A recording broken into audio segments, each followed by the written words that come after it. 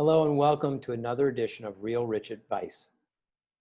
We want to talk to you today about wire fraud, why it's really important to call before you wire.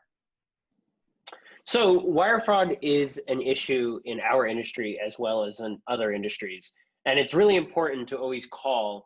Typically, a couple days before settlement, you're going to receive an email from your title company.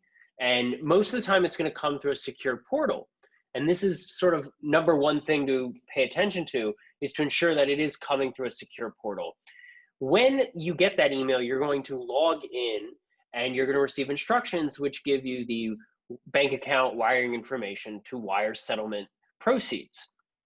And with that, it's really important to call the title company on a number that you know is valid. Don't call the number at the bottom of the email, because oftentimes in these schemes, that number is also a fraudulent number. So you're going to go on Google, or the best case scenario is call your agent and get a number from them or have them call and make sure that the wiring instructions that you received are in fact the correct wiring instructions for the firm.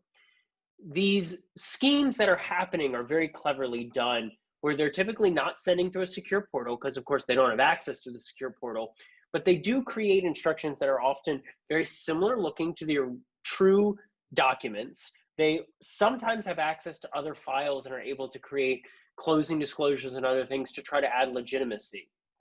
A couple ways you can look out for these schemes if you think they might be fake is, the first thing is to look at the email address.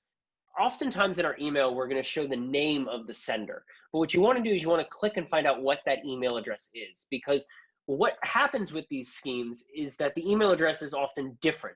So let's just say it's johnsmith@banking.com. What they might do is make a johnsmith@gmail.com or banking@gmail.com or something, but they enter it to show up as John Smith. They can even be as clever as to just say johnsmith@banking1.com or change a banking.net. They'll change a character to try to add legitimacy. Second is they are going to put a signature on the bottom that's going to look very similar to the one that you've been receiving from your lender or your title company.